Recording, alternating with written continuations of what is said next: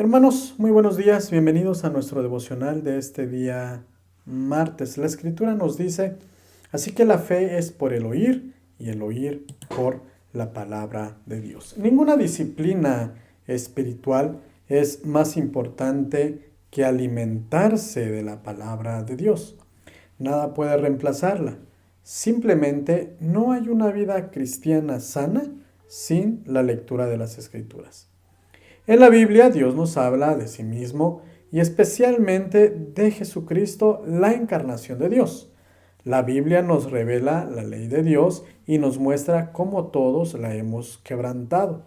Allí nos encontramos o nos enteramos cómo murió Cristo como un sustituto dispuesto y libre de pecado por los transgresores de la ley de Dios y cómo debemos arrepentirnos y creer en Él para estar bien con Dios. En la Biblia aprendemos los caminos y la voluntad del Señor.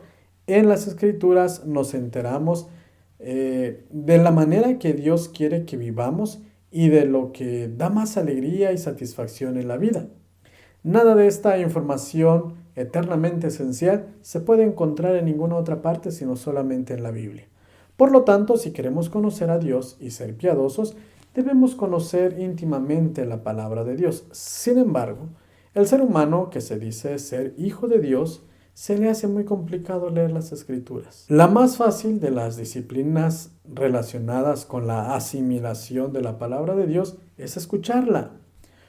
¿Por qué escuchar la escritura se le considera una disciplina?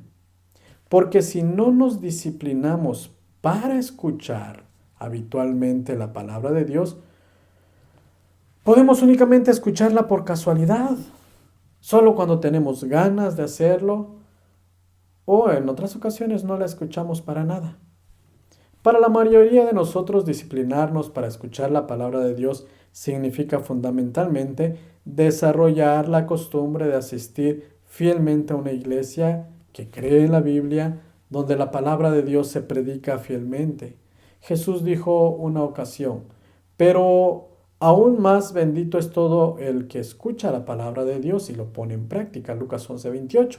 El objetivo no es solamente escuchar las palabras inspiradas por Dios. El propósito de todos los métodos para asimilar la Biblia es conservarla, es decir, hacer lo que Dios dice y de esa manera progresar en la semejanza de Cristo. Pero el método de la asimilación que Jesús estimula en este versículo es escuchar la palabra de Dios. Hemos aprendido que las disciplinas espirituales son caminos bíblicos que podemos esperar, en los que podemos esperar encontrar la gracia transformadora de Dios. La disciplina más importante es la asimilación de la palabra de Dios. Ningún factor es más influyente para hacernos más semejantes al Hijo de Dios que el Espíritu que obra a través de la Escritura.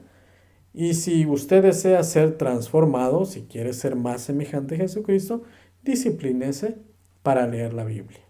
Les comparto 3 recomendaciones más prácticas para tener un éxito constante en leer la Biblia. Primero, aparte su tiempo. Quizá una de las principales razones por la que los cristianos nunca leen la Biblia entera es el desaliento. Muchas personas nunca han leído un libro de más de 300 o 500 páginas porque son muchas y al ver la extensión de la Biblia también son muchas.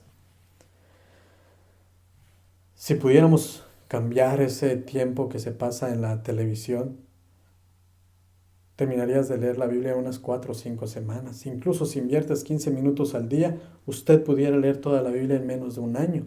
Sin embargo, la mayoría de los cristianos nunca han leído toda la Biblia a lo largo de las décadas de toda su vida.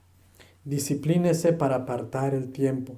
Trate de hacerlo a la misma hora todos los días. Si es posible, lea la Biblia en otro momento que no sea justo antes de irse a la cama. Es valioso leer la Biblia antes de quedarse dormido, pero si ese es el único rato del día en el que puede leer las Escrituras, debería de encontrar otro momento. La segunda sugerencia práctica es buscar un plan de lectura bíblica. No hay duda de que las personas que abren la Biblia al azar cada día abandonan pronto la disciplina. Los planes de la lectura bíblica abundan hoy en el Internet.